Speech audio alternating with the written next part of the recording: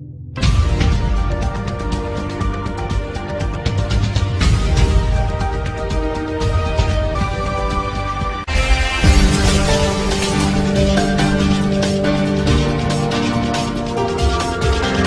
मैं हूं मेघा वर्मा। आप देख रहे हैं VV6 न्यूज। इजराइल और हमास के बीच युद्ध विराम फिलहाल नहीं होगा।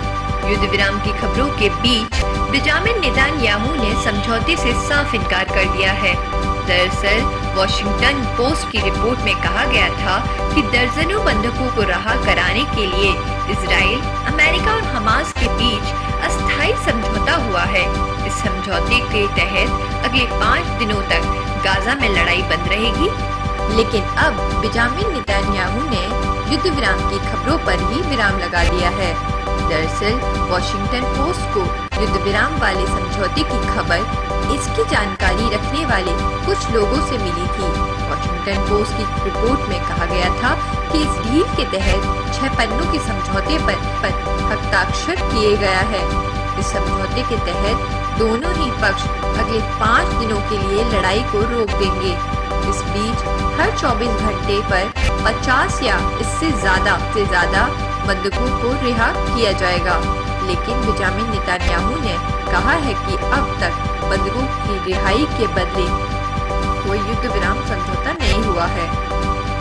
पीएम नेतन्याहू से सवाल किया गया था, क्या बंधकों की रिहाई सुनिश्चित करने के लिए किसी समझौते पर काम चल रहा है? इसके जवाब में उन्होंने मीडिया से कहा कि टेबल पर कोई समझौता नहीं था।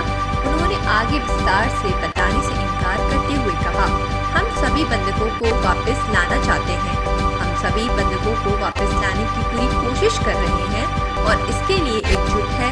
और उन्होंने कहा, हम स्पष्ट रूप से पूरे परिवार को एक साथ लाना चाहते हैं। व्हाइट हाउस ने भी अब तक किसी भी डील से इनकार किया है।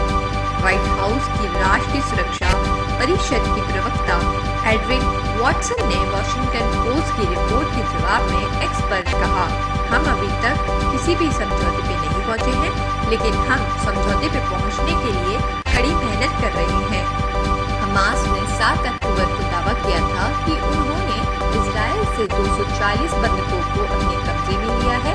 समझौते को लेकर व्हाइट हाउस या इजराइल के पीएम की तरफ से अभी तक कोई टिप्पणी नहीं की गई है।